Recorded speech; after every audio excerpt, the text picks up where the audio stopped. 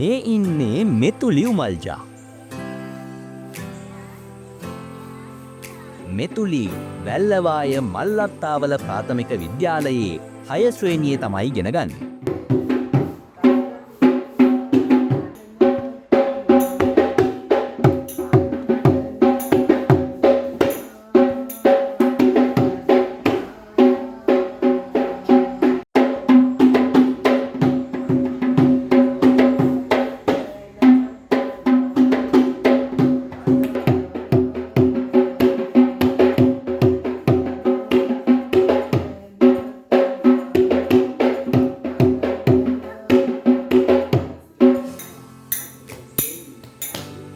පුංචි මෙතුලි නර්තනයට ඉතාමත් දක්ෂයි.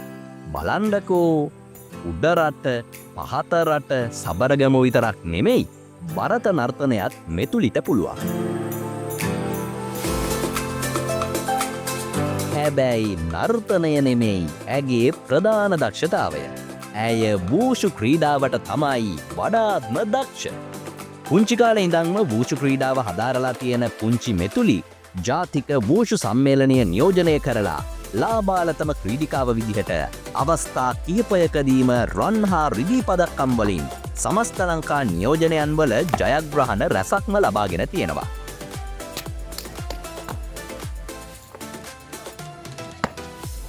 දෙදස් 23 වසරේ රන් පදක්කම් 2ක් රිදී පදක්කමක් සහ 2024 වර්ෂයේ ලෝකඩ පදක්කම් 12ක් පළාත් මට්ටමේ රන් පදක්කම් රසක්ම දිනාගන්න ඇයට පුළුවන් වෙලා තියෙනවා.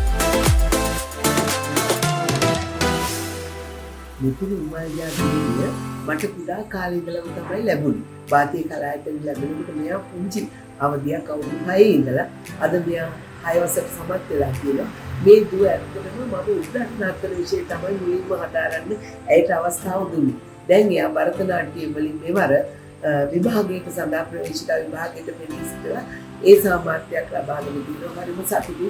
ඇයගේ දක්ෂතාවය තමයි සියල්ලම කැටි කරගෙන හැම විෂය පදයක්ම කැටි කරගෙන නර්තන විෂයක් මුලින්ම හදාරන දරුවෙක් විදියට මට හඳුන්වන්න පුළුවන් කලාවක්.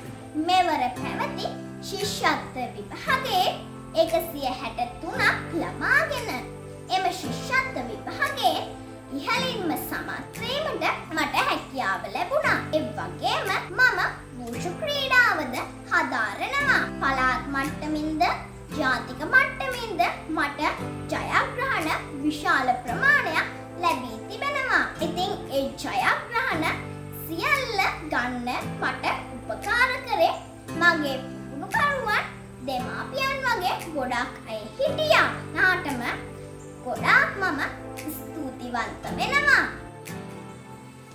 මෙතුලිගේ අම්මයි තාත්තයි දෙන්නම රාජ්‍ය සේවයේ සේවය කරන අය. තාත්තා ගුරුවරේ ආත්මාරක්ෂක ක්‍රීඩාවක් වූ සටන් කලාව තව තවත් ප්‍රගුණ කරලා ජීවිතය නිවැරදි මාවතක් වෙත යොමු කරගෙන රටට කීර්තියක් ගේන්න හිතන් ඉන්න මේ පුංචි දක්ෂ වූෂු පොඩ්ඩිට අපි සුබපතමු නේද? අනාගතයේ මේ ක්‍රීඩාවෙන් ලෝකයේ බැබලෙන්න පුළුවන් වෙන්න කියලා.